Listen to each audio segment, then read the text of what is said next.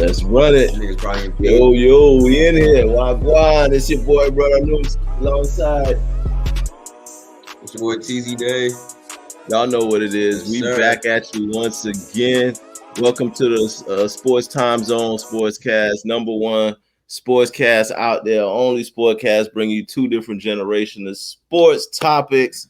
We in here today like we always do. Yeah, salute to all of the people that look out for us, all the sponsors, GoodLifeClothing.com, KE Creations, Gene Hennigan, all of y'all looking for any type of graphics, y'all holler at them at the bottom of the screen. Y'all know what time it is. And also make sure y'all hit that. What they got to do, TZ? What they got to do? Yeah, like, hit that share, hit that subscribe. Go y'all follow our Instagram. Sports Time _zone, trying to get that popping. Need all them followers. Many followers as we can get, so that when we go live next week, for real, next week we trying to go live. So let's see how we can get it. See how many different followers we can get. We trying to y'all gotta come see this real knowledge, man. We the ones that do this, like, you know what I'm saying? We do this for real. This is what we do. What's going on? This is what we do, and it's that time of year though. This the best time of the year for the NBA basketball fans. So far, we done had some pretty good games going on. A lot of these series turned out exactly the way that TZ predicted them. Some of them turned out the way I predicted them. But I got two losses right now. Y'all can go back and check the film. I got two losses right now out of the first two games for everybody. Like, winning that game. Know what I'm saying? I got it all. Easy keep them receipts, boy. He keep receipts. That's like y'all can make sure if y'all haven't done so already, y'all go back and check out last episode so y'all can fact check everything that we saying because we put our predictions out there already. So y'all already know. I'm standing on every pick I done made. We standing on business. Yeah. Number one, first and foremost, that Cavaliers and that Orlando Magic. That you called that one. You did call the Cavs winning that one. I forgot what you said, if that was in 6 or 7 though. I don't remember exactly how you called the Cavs in 5.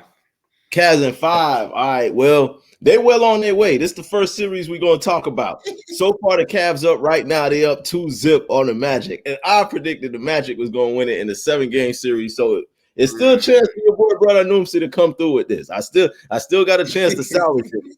It ain't looking good, though. It ain't looking good. Tough. Hey, the Cleveland Cavs experience, man. They experienced, just like you said. You did say it was an experience factor difference in there. Plus the fact that they got that home court. They up 2-0. Donovan Mitchell, he's been leading the way doing his thing. I'm just surprised in Orlando with all the role players that they have, you know, Cole Anthony, with Franz Wagner, with all of these other pieces that they got around Paolo Banchero, that they haven't won a game yet. They haven't been able to steal a game. The series is about to go back to Orlando. So how do you see the series shaping up based on what you've seen so far and what you predicted? I think Orlando probably will win the next game just because of how the first two games been going. They back at home. You know what I'm saying? They probably need a game at the most right now for them. So I just feel like that's how the mentality is right now going into that game. Cavs is playing a big factor right now, the experience, and I like how Donovan Mitchell was sort of rallying the troops, getting them together, playing hard, they playing defense. So it's good for them to keep that momentum going. They're easy factor in this series. Yeah, good point, man. I agree with you. You made me a believer. I mean, watching the first couple of games, it definitely looks like the experience of the Cavs, having been here already with this same unit. They've been to the playoffs already together. This Orlando first little crack at this. So, and it's starting to show because Orlando was turning up towards the end of the season. The regular season, they looked like they was turning up. They was ready to do something. But when them big lights come on and you in the playoffs and you on the road and you look up into the stands and you just see all of these fans out there wearing all of the same colors, Like it's a different. The playoff thing is definitely a thing. When you look at teams that's never been to the playoffs before, it's very rare that a team that's never been to the playoffs just comes into the playoffs and kicking the dough. Like they got to go through growing pains. So it looked like Orlando is going through their growing pains right now, but we'll see what happens in Game 3 when it's series. I feel like it's only going to make the Magic better moving forward, even if depending on how this series goes. But I feel like this is good building stone and confidence for Paulo too, and just to keep progressing and getting better every year because he's so young, still got so much upside going forward. A lot of upside. So the Magic will be a team in the next 2 years, be up there. I agree with you because also if you look at it, last year the Cavs, it was like their first time with this unit, their first time in the playoffs, and they got beat by New York Knicks in 5 games. So having them go through what they went through, it prepared them for this year. So just like you said, give Orlando another year or two, and they definitely going to be strong contenders. I still stand on what I said. I still think that they could make this into a series. They could possibly stretch it out, but we'll see what happens with that. Moving on to the next series that we're going to cover. This is the one that you and I both struggled a little bit with. We both agreed on it, but they're not making us look too good right now. The New York Knicks is up 2-0 on the Philadelphia 76ers. This last game that went down, well, actually in both games, Philly had opportunities to win both games. They was in both of these games to the very end and had a chance, but they fell short. And it's not because of Embiid or Maxey, because Embiid and Maxey, they've been great. It's the others for Philly. It's Tobias Harris, Kelly Oubre Jr., Nick Batum. Them boys been pretty much non-existent. And then you got Kyle Lowry choking free throws. Like it really is Embiid and Maxey against the New York Knicks. What's your observations from this series, TZ? Because we both had Philly winning this in 6, but it's starting to look kind of bad for us on this one. This is tough right now. And Philly is not making us, you know what I'm saying? We ain't looking good right now between them. But I still believe they can turn this series around. Definitely. He's not 100%, but he's still fighting and competing. He's probably about maybe 75% I feel like they really should have won Game 2. Game 2 was the game that they won. They would have had more momentum going to Game 3. Because they were supposed to win that game, but we all know how that just played out crazy. It played out real bad. 30, 40 seconds. That it was a debacle. They was talking about them last 30, 40 seconds the next day. I mean, I'm still hearing people talk about them last 30 seconds of that game, and we're gonna talk a little bit about the officiating. I'm like, Philly, we about to win. They about to win this Game 2. We up 5. You know what I'm saying? We playing the foul game. Get the split, right? That's what that's what's supposed to be going on.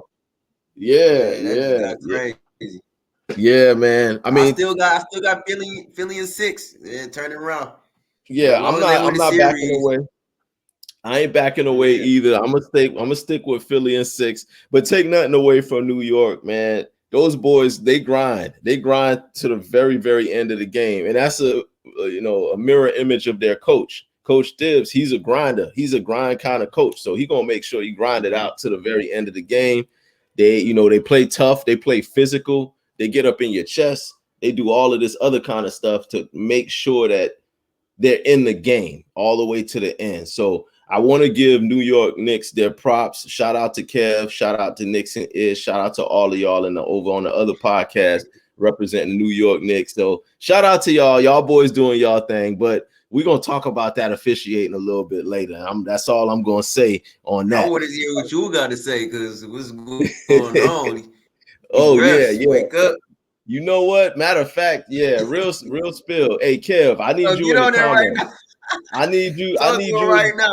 Kev, I need you in the comments right now because we all know, you and I both know, y'all talk a lot about how the league don't want to see New York win, and it's the world against the New York Knicks. Well, let's keep it a buck. Yeah. The Knicks have been benefiting a lot from some of these calls. They've been benefiting a lot, and it's looking kind of like the league wants y'all boys to move on. But I'm going to leave that and save that for the segment that I got on y'all. Let's talk about the Nuggets and the Lakers. Salute to all the Laker fans out there. Let me start off with that because, I don't want to offend any Laker fans. And I don't want no Laker fans at all. Do I want to offend? I have much respect for y'all, much love, because y'all will definitely let it be known when y'all not happy about the things that I say about the Lakers. So let me start off by saying enough respect. Congratulations to y'all for making the playoffs, for getting into the playoffs, for making it from the play-in tournament into where we are right now, and to playing against. Kind of like hold my tongue around the people I be around. I know I can't just trash the Lakers unless they come for me first. I'm gonna let you off. I can't even say nothing. You can't really say too much of nothing, but I'll say this though. In the last game, the Nuggets are up 2-0 right now on the Lakers. In the last game, the Nuggets had 3 starters that scored over 20 plus points. They had Jokic, Murray, and Porter. By the way, Porter was 6 for 10 from 3-point range. That's crazy. You make 6 3-pointers in a playoff game, chances are y'all gonna win. The Lakers also, they got 20 plus points from 3 of their starters too. LeBron, AD, and then D'Lo. But the difference is the Lakers got nothing from anybody else. Like almost nothing from their bench, nothing from their role players. Nobody else really gave them much of anything in that game. So it was really tough for AD, LeBron, and D'Lo to carry a team in its entirety against a team like the defending champion Denver Nuggets. That's a tall order. Somebody else gonna have to step up for the Lakers. Maybe Rui Hachimura. Rui, he got to do something. Maybe Austin Reeves steps it up.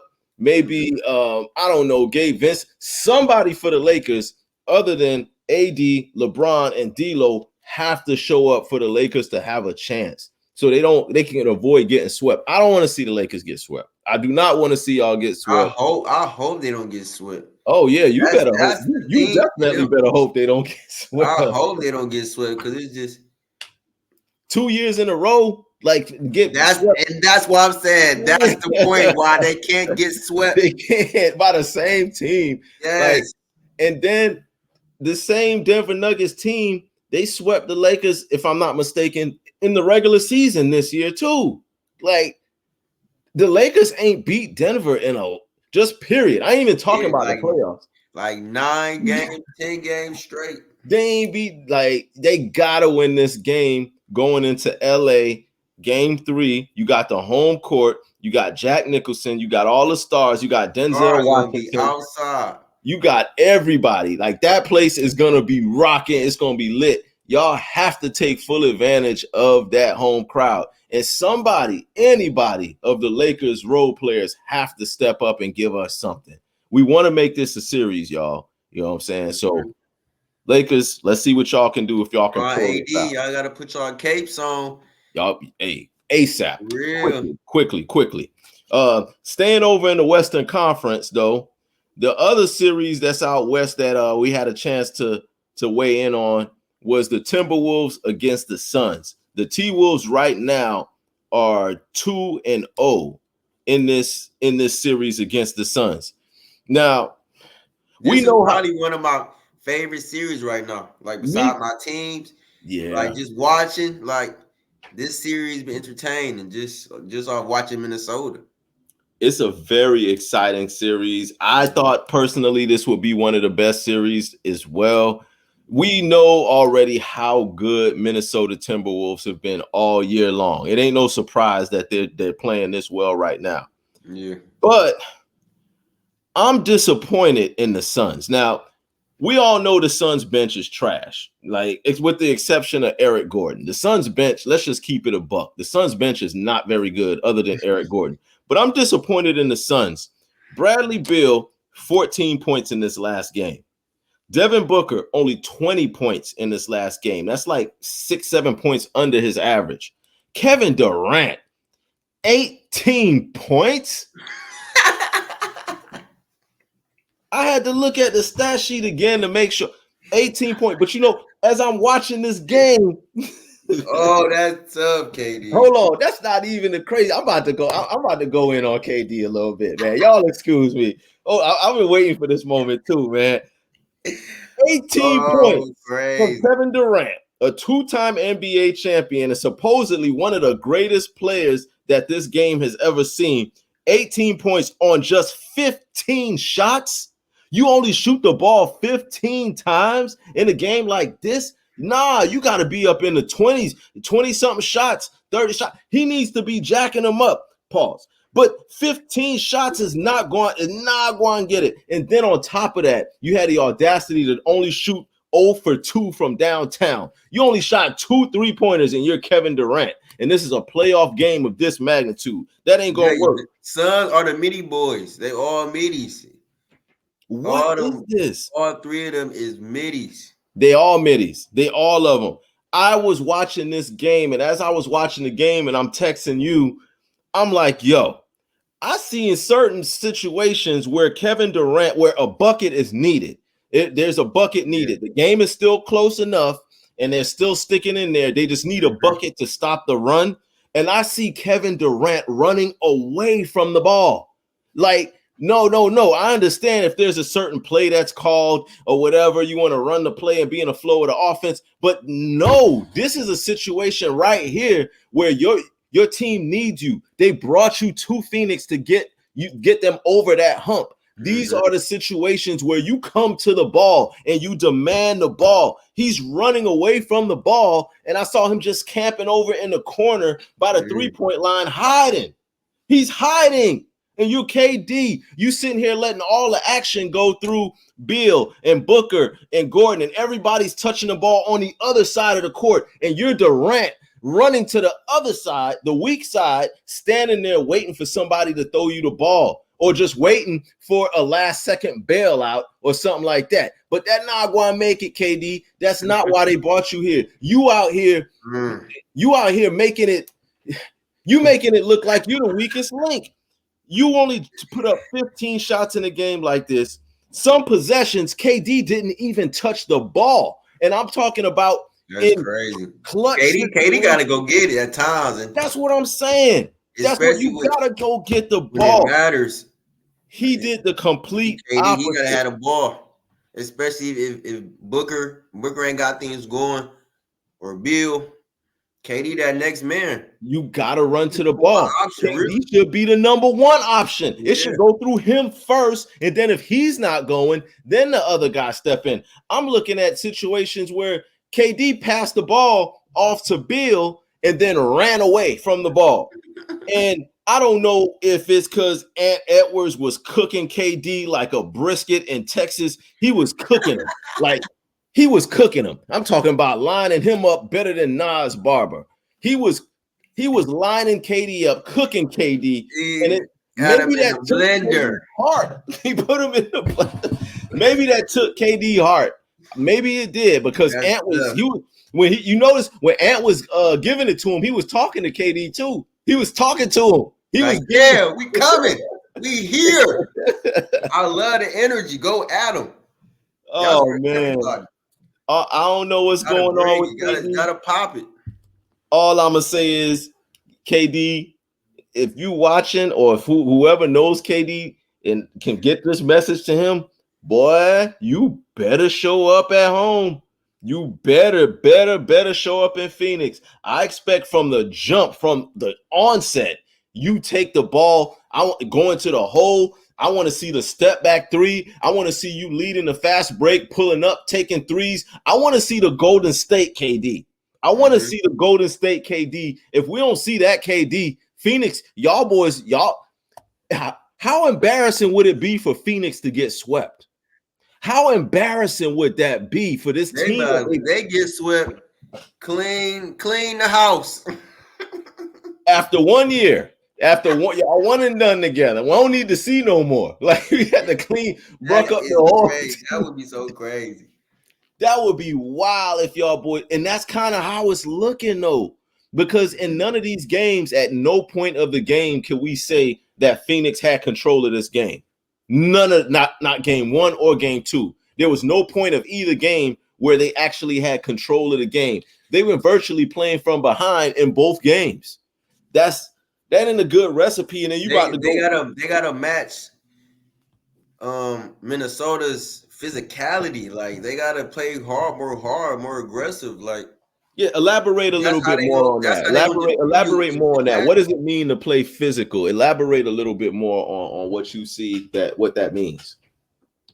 Like down in the rebounds, grinding for rebounds. Thank you. Getting up into the ball on defense, getting around screens, make them, you know what I'm saying? Make it that call.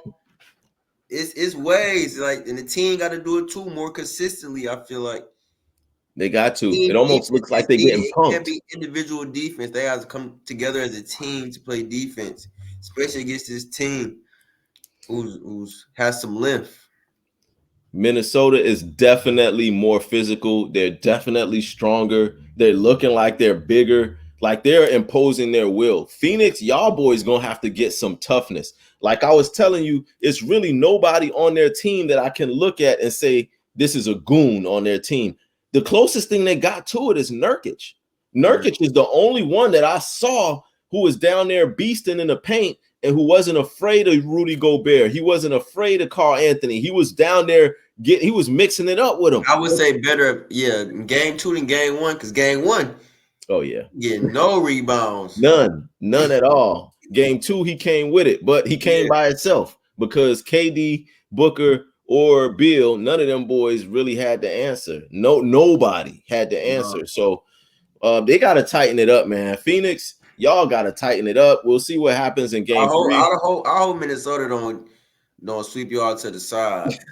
I hope they just of knowing basketball, this can't go for y'all. Y'all got too much talent. Man, I just wait till the playoffs is over. I'm hosting everybody. Y'all on my list.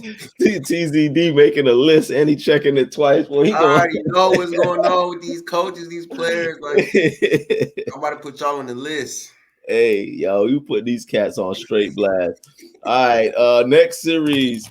Let's stay out to the West. The Dallas Mavericks last night, they just tied up the series with the Clips. And that was pretty good. Right now, the series, it was already a great series. And you and I both said that this was probably going to be one of the better series. Also, I'm impressed a little bit with Kyrie's defense, though. I didn't see that and expect that aspect of his game. But Kyrie's been playing really strong defense individually, especially on James Harden. I don't know what's going on between Kyrie and Harden and why every time he plays Harden, he's up in his chest. But Kyrie was all up in James Harden's chest.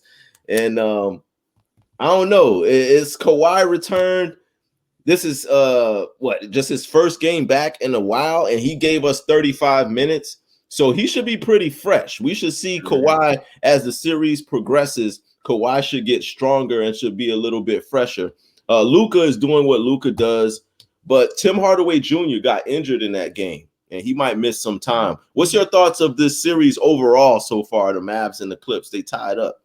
I like the energy both teams are bringing, like the competitive nature for both teams, the superstars. It's a good series. I'm interested to see how the matchups play a factor in the next couple games of how they switch and who they're going to put on them first to start. Yeah. It's been times where they had Paul George on Luka and then they put Kawhi on him. Wow. But after that, they're pretty much either doubling or phase guarding so he can't get the ball. Because he's cooking them both. He's cooking everybody. Cooking them both. So, like, I don't think they have no third defender besides them two to really guard. And you got to worry about Kyrie, too. Yeah. Tough order. So playoffs are all about adjustments. So from one game to the second game, you see adjustments. And usually you see the major adjustments from game 2 to game 3, because that's when the teams have more time to prepare and lock in. Yeah. They're changing venues. They're going from one city to the next. So that's where you usually see a lot of adjustments. So I'm interested to see, just like you, I'm interested to see what kind of adjustments they make and how they deal with Luka, because what they've been doing so far ain't really working. And Luka had like 35 points and one of the best defenders in the NBA Kawhi Leonard was defending him. So like they got to come up with something for Luka. Luka's cooking right now, and then Kyrie is running the point for the majority of the game. So Kyrie's bringing the ball up, and then as soon as he gets across half court, he gives the ball to Luka. So Luka is still orchestrating and running the offense, but Kyrie is handling the ball handling load, and that's allowing Luka to be freed up a little bit. Yeah. Yeah. Kyrie been playing much better, and like him and Luka's chemistry been looking more solid after that. Yeah, I noticed that they are playing a lot better together. When they first got together and this whole thing was started with them, I honestly didn't see how it was going to work. And then remember, they lost a lot of games when Kyrie first got there, and everybody was like, "Oh, this experiment ain't working. It ain't gonna work." But now, because these two guys are two high IQ basketball players, it's impossible for them to be together this long and for them not to make each other better and to start getting better chemistry. Yeah. So it seemed like the timing is perfect, and they now starting to turn up together right when they need them to. Shout out to Daniel Gafford too. Gafford, he did his thing. I just appreciate like Luka's greatness. Like Luka is special talent, and I know I'm rooting for him, but I'm not at the same time because of who I got winning. But yeah, at the same time, I can't deny his greatness. I mean, yeah, we're witnessing greatness. Like, truth be told, we're witnessing greatness. I'm not the biggest LeBron James fan, like, I'm in awe. I'm watching Luka the same way as you, but man, we're witnessing a special player. I'm watching the game like step back three, Kawhi checking them good. Step back three, Paul George, money.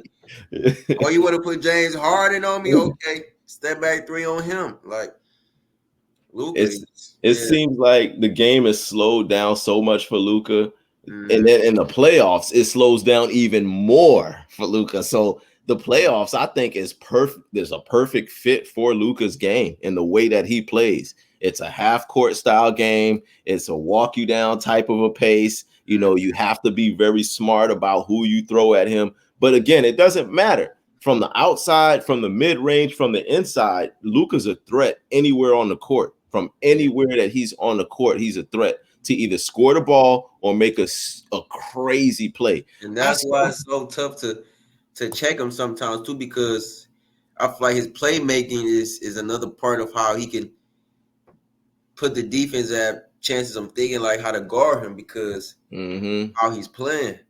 He affects the game in so many ways. I saw one play where he got all the way down up under the basket. Like he drove the ball under the basket and had a tight window. And I don't even know how he saw a three-point shooter way at the top of the key. Luka's way underneath the basket.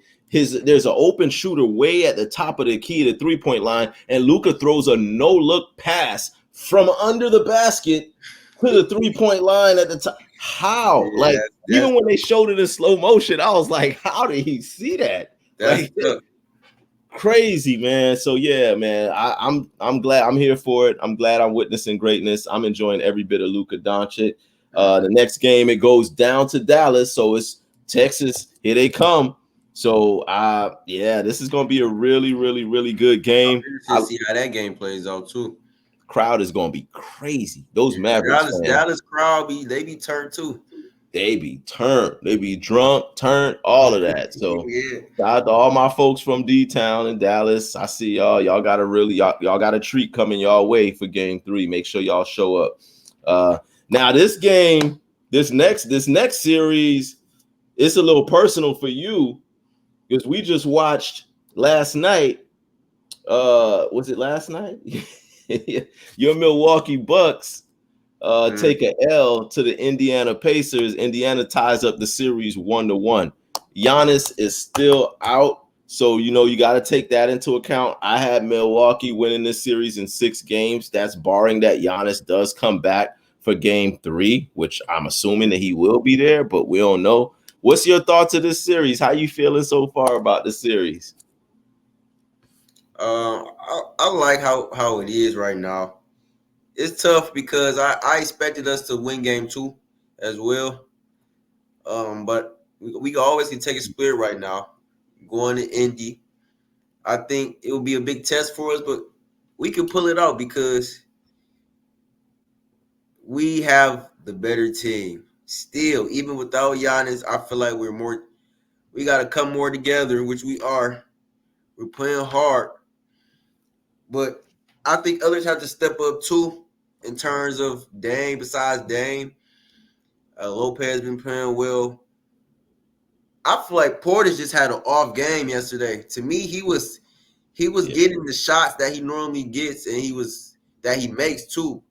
But yeah. he was missing. But he normally makes those, so I feel like he still was being aggressive, trying to find it. So I'm not mad at that in terms of how that played out. But we coming. Y'all better Going be. to Indy. I think Yeah, we still won in Indy. And Giannis come back game 4. I yeah. think he won't play game 3. Me personally, I still don't think he's playing game 3. But we can do this. You know what I'm saying? We straight. Y'all definitely. I'm never not gonna believe in the game. Y'all definitely have the deeper team. Like when you just look from, your bench versus their bench, your starting five versus their starting five. Y'all, It's you just more have the more. consistency. Just more consistency. What I'm seeing, it's more consistency. You have the more talented team. Yeah. What y'all got to figure out what y'all gonna do with Pascal Siakam though. Y'all got to figure that out. Um, It's a 30. it's a back and forth matchup. Like what I've been seeing, I've seen Lopez on him or Porter's on him. There's not really anybody else that can check him right now. We need more size. Usually Yeah, Giannis be the initial matchup. he's giving But y'all headaches, man. 37 yeah, points, 11 rebounds, and then he went 3 for 4 from downtown. Like, if y'all gonna put I think Lopez we're on gonna him, box him up. I think we're gonna put him in the box soon. y'all may have to. But then, Halliburton he hasn't really been that explosive in this series. This last game, he just gave 12 points. Yeah, he had 12 assists, but he was 4 for 10. He only took 10 shots, mostly because Pascal Siakam took the load of shots. He took 23 shots for Mm-hmm. 37 points. But Miles Turner, I didn't see him coming through with 22 and 7. I ain't see that coming. Nimhard, I ain't see him coming in shooting 8 for 11 from the field with 20 points. I didn't see that. I didn't see Obi Toppin coming in off the bench with 9 points on 4 of 11. TJ McConnell still doing his thing with 6 points, 4 assists. So I'm saying all that to say they're playing as a team. Like everyone on their team is playing their roles, whereas your team is leaning heavily on Lillard, Brook Lopez, Middleton, y'all, Portis, your heavy hitters. You're leaning heavily on these guys, but I'm not really seeing much from your bench. I ain't seeing nothing from Crowder. I ain't seeing nothing from Livingston. Pat Connaughton, he's not really giving me much. Malik Beasley's not doing much of anything. So the advantage that I thought y'all had on the bench, it's not really showing up. So that's my concern there with you guys. And again, defense, you gave up 125 Yeah. points. You gave up a $125. Y'all defense is not going to be fixed in these plays. I'm telling you, y'all just need to outscore everybody because giving I up feel that like many, game 1's defense was better than game 2. much How better. we played, yeah. Much better. And I mean, a lot of that can be attest to Indiana just being new to this. Like Indiana, like we said, these boys are new to the playoffs. Last year we didn't see Indiana in this position that they're in right now with this group of players together. So they probably just got those jitters out the way. And now Pascal Siakam, who's an NBA champion and who has that NBA championship experience, he brings a lot to this team. So like I said, I got Milwaukee still in 6 games, but this is all leaning on when and if Giannis comes back. Because the way that it looks, if Giannis don't make it back in game 3 or 4, watch out. So that's all I'm gonna say for that. But you got to have your faith. So you got We to have still your faith. got Dame. It's Dame time around here still. Dame Dollar, he's still Dame. Last time that I checked, he's still doing his thing. Make $250,000, no sweat. All right, Even if we gotta walk this series down, you know what I'm saying? y'all gonna have to. Y'all gonna have to. Speaking of walking down, my Heat, boy, we got to do some walking down too. We got a game tonight. We're down 1-0 to the Boston Celtics. Tyler Hero in game 1 only had 11 points. 11 points in the loss. Let me ask you, what do you think is what is the biggest thing for y'all tonight? Like, how do y'all have to play in order for y'all to win tonight? Okay, I'm glad you asked that. So in order for us to win this game tonight, going back to Tyler Hero, 11 points, he can't do that again. Let's start with that. 11 points is definitely not going to cut it. He got outscored by a rookie. Jaime Jaquez Jr. outscored Tyler. We can't have that. For us to win, Tyler has to be our leading scorer tonight. Between Tyler and Bam. Tyler, I need 30. And Tyler is a potential 30-point scorer. But I need 30 points from Tyler for us to have a shot. Because we need someone to replace the points that we're missing with Jimmy Butler. We need to have someone replace those points. So we got to get Tyler going early. I say he comes in, throws up a couple of heat check shots, and see the ball go through the basket early. So let's get Tyler going early. Let's get Bam posted up under the basket. I don't want to see mid-range Bam.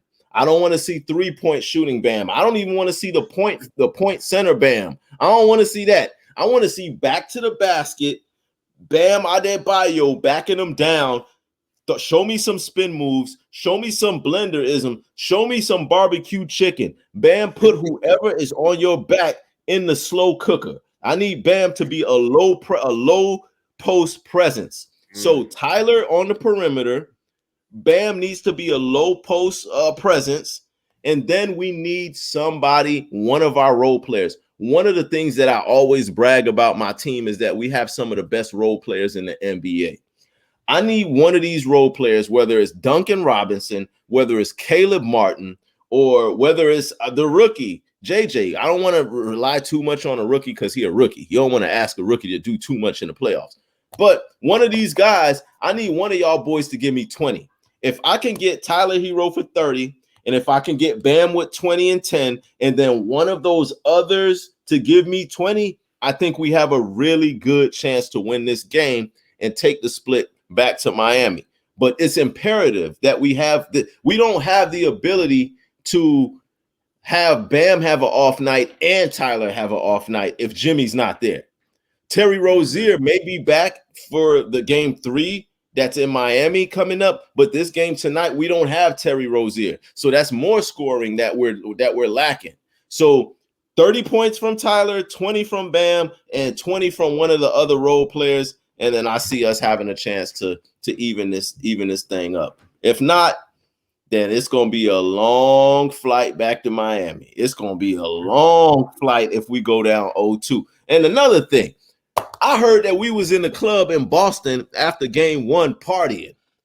What the hell we partying about? Why are we clubbing? And why is Tyler Hero out there with a big gold chain in a club in Boston?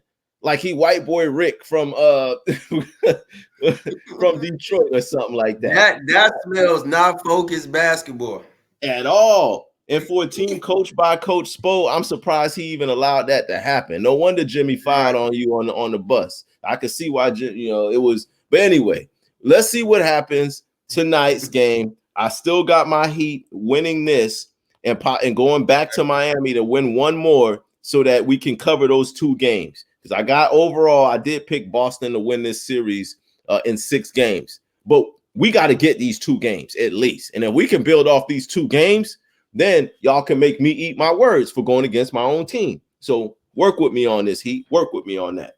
Who you got tonight, by the way? Miami or Boston? Who you got? I got Boston. I knew you was gonna say that. No faith. That's why I hope we win. I really hope we win. Just on top of that, so I can save this. I'm not mad if y'all win. I mean, you know what I'm saying? I'm not mad if Boston lose. To be honest, so it's hard to win in that building. Oh, man, got Boston winning game 2. It's hard to win in that building. That's a real hard building, especially in the playoffs. So let's see what happens with that. OKC versus the Pelicans. OKC is playing against the Pelicans. Right now, OKC is up 1-0 over the Pelicans. Now, somebody needs to fix CJ McCollum's broke jump shot because his jump shot been broke for a couple of years now. Somebody need to fix that. 2 for 9 from 3 is crazy. 2 for 9. 2 that he made out of 9 attempts from downtown is what CJ McCollum gave you. For New Orleans to have a chance to win this game, in my opinion, Brandon Ingram has to play 40 minutes. Forget about these minutes restrictions or whatever he got going on. He's going to have to play at least 40 minutes for New Orleans to win, because SGA, Holmgren, and Jalen Williams, they all going to put up their numbers. They put up good numbers last game. So New Orleans has to combat that. How do you see this game playing out, and what are the keys to victory for New Orleans to tie this thing up tonight? I feel like it is going to come up to Ingram because he has to be more involved in the offense. I feel like CJ's having the ball more just in terms of initiating, and I feel like it's better if Brandon Ingram initiates the offense to get him more going in rhythm, because others going to feed off him with how I feel. So that's what I'm looking for, and for them to be in the key to try to win this game tonight. I'm with you. I'm with you on that. I feel like they have to have a better start too. But game one start was kind of back and forth between the two. So because them first 3 quarters, the score was tied every ending of every quarter. I'm like, okay, dang, like that was crazy to me. I'm like, they stand in there, it's back and forth. So it's gonna be tough. I was shocked at how close the Pelicans were able to keep this game without their best player. They were able to keep that game really close, go down to the wire. And let's not act like OKC is a very good team. They're very talented, and they had a great regular season. But let's not act like OKC has been here before, and this is just what they do. OKC is still kind of new to this too. Yeah, they were in the playoffs last year. But as far as the success that they're having now and their expectations, with the expectations that they have, they've never been here before, and they still have a very, very young team. So anything can happen. One of the youngest teams in the league. Exactly. So anything can happen. It's not a given that we can just book, OKC to win it, make it to the Western Finals just because they have a top seed. They're still an inexperienced young team, so anything can happen. But they do have MVP candidate SGA on their team, and SGA is cooking. So that's going to be a really good game. So I'm looking forward to seeing what happens with that. So who do you got in tonight's game? Who you got winning tonight?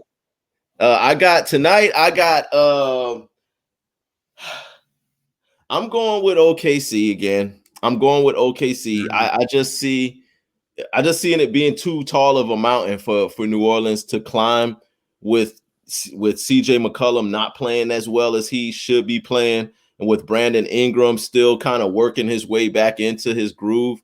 I see SGA having a big night tonight. I think this might be one of the games where he goes for like 30 or 40. He's going to try to really show up tonight. So I like OKC tonight. Who you got? I'm gonna go OKC too. Basically, on what you just said, really, that's how I feel, because Shea, he had a decent game, and of course he came through when it mattered. But in terms of how he impacted and scoring more, I think he'll have about 30. Because the first game he had like 24, but he heated up at the ends. But that what got him going. So we'll see how this plays out tonight. We see. I'm looking forward to it to see what happens. One topic that I do want us to kind of touch on before we go into our history moment in the 2-minute drill is the officiating that's been happening in the playoffs this year. The officiating in these playoffs have been horrible. There's been multiple missed calls that have decided games, not just bad calls throughout. Missed calls and bad calls that have decided playoff games. That means you're deciding an eventual NBA champion off of bad officiating. That's a horrible look. Philly versus New York series, when Maxey got his head chopped off in the last 30 seconds, the referees completely swallowed their whistle. Like they almost didn't see him. He got knocked upside the head, then he got thrown to the ground. And then the coach for Philly tried to call a timeout during that whole melee, and the referees completely ignored the timeout. Like they didn't see, they ain't see the timeout that he was trying to call. And next thing you know, ball gets tapped back. Dante DiVincenzo hits a three. You had Jalen Brunson hit a three in the series in the possession right before that. So bad officiating in close games really gets magnified, and people really look at it. It got so bad, even the tough calls that were missed in the game with the Milwaukee Bucks and the Pacers. In that third quarter, they didn't give y'all almost no calls. Like y'all wasn't getting no calls in the third quarter. Everything was going the other way, and it's like they were letting players have their way with the ball handler. Pause. But LeBron even had to go in on the replay center. I don't know if you saw LeBron after the game with Denver was like, "What the hell do we have a replay center for? Why do we have a replay center if y'all are still going to get the calls wrong? Like they're continuously getting calls wrong. They're making bad calls, and it's usually the same refs. I'm noticing a trend here. I'm noticing a trend with the same referees in all of these different games that are making the wrong call or making no call at all when they should be making a call. This is bad for the NBA. I'm just going to say it. It's bad for the NBA. And it's starting to look like an agenda for them to push certain teams and certain players, maybe for ratings purposes, maybe for Las Vegas. I don't know what it is. And I don't want to believe that this is what's going on. I want to believe that these are just a couple of bad apples, a couple of bad refs who don't know what they're doing or making bad calls or whatever. But it's starting to make, especially not in the playoffs. Not in the playoffs. You don't want to see that. Not in the playoffs. It's starting to make people question the credibility of the game. And in the playoffs, you don't want that. Now, I know the ratings in the playoffs have not been good. Adam Silver, I'm talking to you. I know the last couple of years, the playoff ratings have not been that great. But I don't want to accuse you of doing this, but if you are fixing the outcomes of these games to push certain players that you love, like Jokic, and certain teams that you know is going to bring a lot of viewers and money, like the New York Knicks, if you're doing this, you push. I know you love Tyrese Halliburton. I know this. I know there's certain players and certain teams that the league has a liking to. Anthony Edwards, I know it. But please do not compromise the integrity of the product by trying to push an agenda. Let these boys play and call the games correctly, because you're just going to be a big problem if something come out that Las Vegas is involved, or some, these parlays going on and online betting and online gambling and all that going on. I don't want to see none of that. So y'all need to tighten up on this officiating ASAP. What's your thoughts on the officiating, TZ? Man, I don't even want to get into it. It's too much going on. These refs just got to step it up and open their eyes and actually call what is supposed to be a foul. And then stop taking 20 minutes to review a call that's so obvious. Yeah. It should take 23 minutes to look at this replay. It's taking them 20 minutes off inbounds. Like, come on. Man. Yeah. That makes it look more suspect when it's an obvious call and they taking so long to come up. It's like, what are y'all talking about? What's real? What is the conversation really about? That what are y'all really talking about if it's taking this long? So we're gonna keep our eye on the officiating for the rest of the playoffs, but I'm gonna get off my soapbox because that's really all I had to say about the officiating that's been going on. But refs, come on, this when it matters for these players and these teams. We can't be having these excuses just off y'all not doing y'all job. We can't. And Adam Silver coming out after the fact saying, "Oh yeah, we got it wrong. Oh, in the last 2-minute report, we did see that that should have been a foul. Tyrese Maxey actually was fouled multiple times. So that ain't doing us no good after the fact." Nah. Philly is the same way. Like, what is that doing for us after y'all just cost us the whole game? Exactly. Y'all might as well just double down or don't say nothing at all. Just let the bad call be. But to come out and after the fact say that y'all messed it up and y'all keep doing it over and over again, it's looking bad. So anyway, I gotta stop doing that. my favorite part of the show is upon us right now. History Mm-hmm. moment of the week. I got a few of them for you. So I'm gonna run down the line. Couple of these you gonna like, couple of these you might not like, TZ, but I got a couple of them for you. I'm gonna start off with one that you might actually like. On this day, on this very day, back in 1988. Yeah, 88 was a good year. It was a long time ago, though. In 1988, on this day, you might have to Google this and learn something about your own team, TZ Dave. Jack Sikma, the Milwaukee Bucks center, becomes the first 7-foot player to win the free throw title by finishing the season shooting 92% from the free throw line. That was unheard of in the 80s for a 7-footer to shoot 92. That's very efficient. Very efficient. And that was done by a member of your team, a historic member of your team, Jack Sikma. Go in and look him up. Jack Sikma from the Milwaukee Bucks. Salute to you, Jack Sikma. First 7-foot player in NBA history to shoot 92% from the free throw line and to lead the entire NBA in free throw percentage for a season.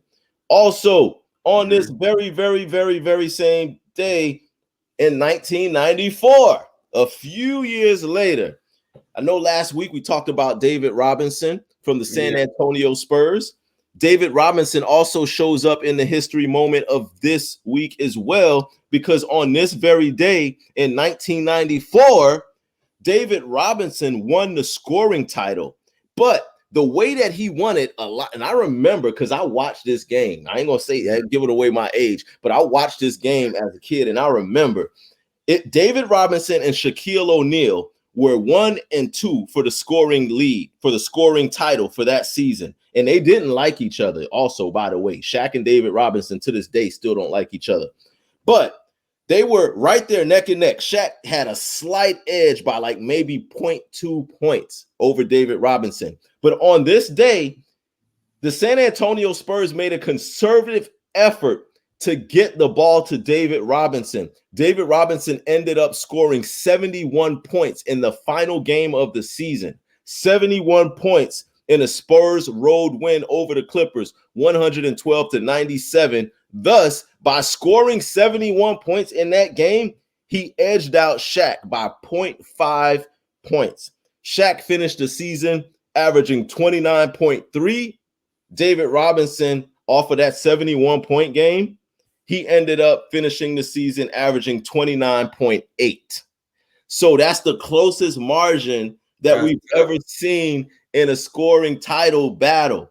But still, salute to David Robinson, even though a lot of people to this day said that was a flaw way that you ended up winning that scoring title, because the game was already out of hand. They ended up beating the Clippers. The game was out of hand, but the Spurs players was just milking the ball to David Robinson. They would pass up open jump shots to pass it to David Robinson, who was being double and triple teamed, just so he would get them 71. Go get yours. See, that's what it is. That's that team push motivation. Like, they sure did that. Go get it.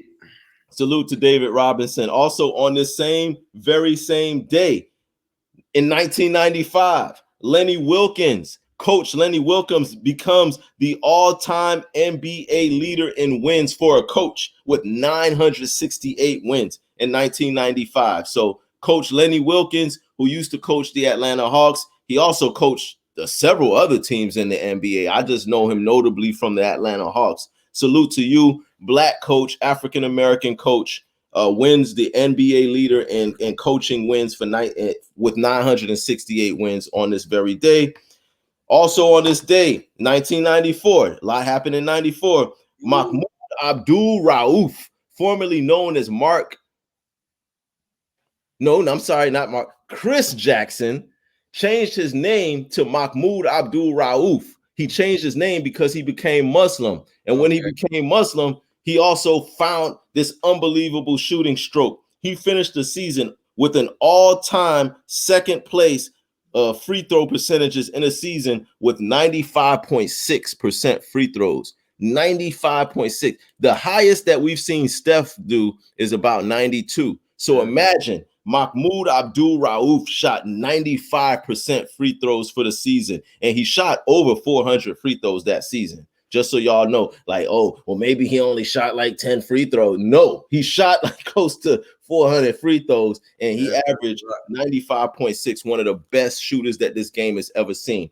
The last history moment that I'm going to like, but TZD might not like, but on this day, just last year on this very day, in 2023, playoff Jimmy scores 56 points in a 119-114 victory over your Milwaukee Bucks to put us up 3 games, 2-1, and eventually win the series. Salute to you, playoff Jimmy. So that was game 4. Game 4. That's the game Giannis came back. It was. That's the game Giannis came back, and that's the game where playoff Jimmy was born. 56 points in a 119-114 victory over Milwaukee. And it was on this same day last year. So hopefully with these good vibes from what we celebrated last year, maybe that'll carry over to this year, and my Heat can go into Boston and pull off this miracle win. I'm hoping for that. Those are our history moments. Real quick now, we're going to chop this up and slide through the 2-minute drill because my Heat are on, and I need to take a quick look at them boys. So, 2-minute drill. First of all, Zach Wilson to the Denver Broncos. What are your thoughts on that? I don't know. I don't know what to say. That was just weird and just out the blue. Random, out the blue. But like you was telling me offline, they really don't have a choice because Denver don't have a quarterback. So I guess you got to start somewhere. And Zach Wilson has been a starter before. So why not? You know, they got him for cheap. So yeah, whatever. Zach Wilson to the Denver Broncos. You know, y'all make out of that whatever y'all want to make out of it. That plays out. Cardoso and Angel Reese, both drafted by the same team in Chicago. That's dope. Yeah, that's dope, right? I really think that's going to be a huge boost for the WNBA, for their ratings, for their fans. You know, I might actually watch. I might watch some of those Chicago WNBA games just to see how Cardoso and Angel Reese play together, knowing that they've been rivals against each other for a couple years now. So to see them together on the same team, on the same court, who's getting rebounds over them? Like, who is getting rebounds over those two? So that's going to be the Twin Towers of the WNBA. Salute and congratulations, ladies. Cardoso and Angel Reese. Cardoso. Yeah. And Angel Reese, shout out to you. NFL draft is coming up tomorrow, as a matter of fact. In Detroit, in a 3-1, I might have to go outside. Hold on. Yeah, I'm really, really interested to see what my Dolphins do, who they draft, who they pick up. And then also, you know, Caleb Williams and some of these other quarterbacks that we've been seeing, Knicks from Washington, all of these quarterbacks, I'm interested to see where they go, who's going to make them their home, like where are they going to end up. So I'm looking forward to seeing this NFL draft. I'm going to be tuned in tomorrow. I definitely will. And then on our next episode next week, we'll talk a little bit about some of these draft picks that went down as well. So that's all we got for y'all boys right now. Wrap it up. Salute to everybody who's been showing us love again. Y'all make sure y'all hit the like. Make sure y'all hit the subscribe. Make sure YouTube, SportsTime_Zone. SportsTime_Zone on our YG page. You too, YG. I see you in Compton. I listened to some YG earlier. But yeah, IG SportsTime_Zone. Make sure y'all go follow. Make sure y'all share this video, like and subscribe. We still trying to get to them 100 subscriptions before summertime. We almost there, y'all. Y'all get us to where we need to go. Y'all know what it is. This is yours truly, Brother Noomsi, with my mans. Y'all know what it is. We holla at y'all on the next flip side. Let's go Heat. I'm about to go and tune in. Let's see what happens with my boys. Salute. Bless.